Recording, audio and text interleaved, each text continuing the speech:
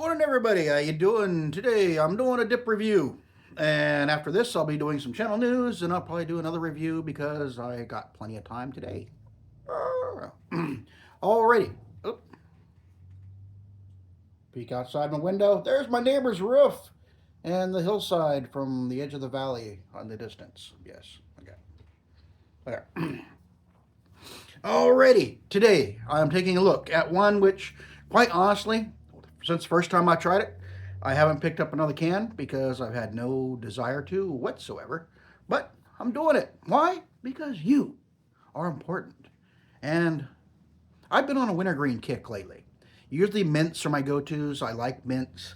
But, you know, every now and then you got to change it up, do something different. And it's like I don't know why, but I've been gravitating towards the wintergreens lately, and I've got, you know, lip after lip after lip full of wintergreen. So today I'm adding Longhorn wintergreen to that mix. Longhorn is made by Pinkerton, established in 2003, as you can see on the can. This is their long cut. It is a plastic can, plastic lid, no embossing. It's just a sticker. This is a budget brand. They keep it as cheap as possible to lower the cost to you, the consumer. On the side, I warn you now, this can is open because this is take two. I started yammering on and getting all through it, and I looked and I realized I hadn't turned my camera on. So yeah, take two. Peace. If anybody wants that code, you can have it. If you can hit the pause button, there you go. There's your branding, UPC, bunch of writing, all that fun stuff. I'm sorry that this is open because take two. Like I said, this is a Pinkerton product. No more than 65% domestic tobacco. So 35% foreign, 65% domestic. And sale only allowed in the United States. They're based out of Owensboro, Kentucky. And this is Moist Snuff. Gives their website, and it is a standard 1.2 ounce can. On the back, you got the obligatory date codes. Woohoo!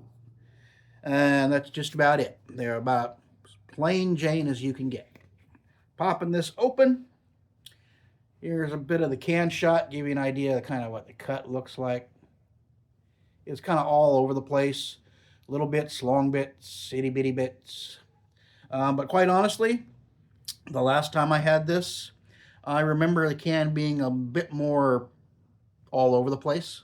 There's actually a fairly decent amount of long bits compared to the chaos. Smell? Wintergreen. The wintergreen comes across as slightly different. I don't know, maybe they're using like an artificial wintergreen flavoring, or there's another additive. Maybe they added a little glycol or something to help it retain moisture. Maybe I'm catching a bit of that. I'm not sure. Or it could just be the tobacco they're using, since they're, most other wintergreens, most of the big boys are 100% tobacco. There are a couple of notable exceptions that use like a 10% foreign blend. But these guys are 35%. That might be contributing. Maybe it's the difference in the tobaccos, or it could just be the flavoring. But it's not bad. It does have a nice wintergreen aroma. It's just not the same type of wintergreen aroma that I'm used to. And since I had this can open, there's your money shot. And I'd already stirred it up. Let me pack this a bit. Now, I don't do the finger snapping thing because I have trouble with my joints. I'm getting old, okay? My joints are not what they used to be. And I can't do that finger slapping thing, so I just, a little centrifugal force, problem solved. Yeah. I think, that can tapping things like the redneck mating call, Hey, baby! Hey, baby! You want a dip? I don't know. Or in certain parts of the country, Hey, sis, you looking good today. No, I won't go there. Anyway. Enough said. Sorry to certain areas of the country. You know who you are. You know who you are. Anyway, there's your can. A little bit of packing. Shove it all that crap down on the side there. Make it easier. Now, here's my problem with Longhorn. Here's the reason I don't dip Longhorn on a regular basis. It's the cut. I have a hard time getting this stuff packed in and pinched well enough to where it will hold together in my mouth. It holds together for a few minutes, and then I start getting Floater City. And hopefully a good pack and a really good solid pinch, we'll find out. But yeah.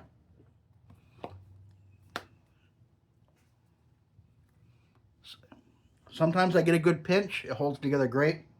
Other times when I'm not thinking, I just do pinch the way I normally do, where it would hold together with any other brand. But for some reason, Longhorn, no bueno. It goes all over the place. And talk about a moist product. There's like,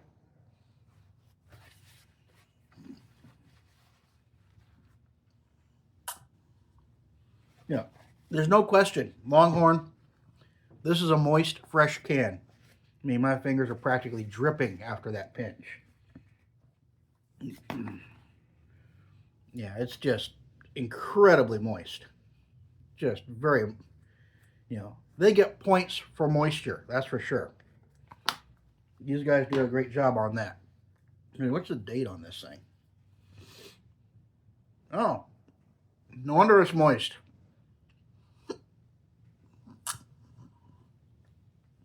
This can's only 5 weeks old. Very fresh. Last few cans I have bought have all been incredibly, incredibly fresh. I don't know if the rep went through the area or the distributor from this area got a super fresh lot, but I picked up some Kodiak, I picked up some Grizzly, picked up some Pinkerton. It's all less than a month and a half old, meaning it's incredibly fresh. I picked up a can of Cougar.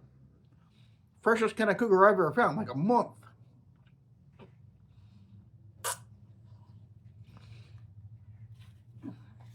So yeah, I've been impressed lately. Typically when I buy stuff, it's like I got 2 or 3 weeks left on their best before dates. Now I've got months on some of these cans. Okay, mixed bag here. A wintergreen flavor, not bad. Not fantastic, not too wintergreen burny. Not too much of the wintergreen burn, not a whole lot of sharpness, but it does have some good flavor. Decent amount of sweetness. There is something in the flavor which makes me think there's some kind of artificial flavoring used in there. Maybe they use a mix of wintergreen oil and some artificial wintergreen flavoring just to cut costs. Wherever they get their flavoring, they probably buy the cheapest stuff they can, trying to keep the cost down. But yeah, overall, it's a decent flavor. I can't really complain about the flavor. It's wintergreen. It's nice. It's not bad. Well, I'm not gonna fawn over it. Like, ooh, this stuff is fantastic. It's a good solid wintergreen. No complaints. Now here's the problem I have with the Longhorn. If you can control this stuff, more power to you. Enjoy the budget dip. Save a few bucks. But for me, I put it in here. It's slid all the way over here, and now it's starting to creep over my molar. The more I talk, the more it's creeping over, and I'm going to get Floater City here in a few minutes. Now, if I were not talking and sitting in silence, this might not be an issue.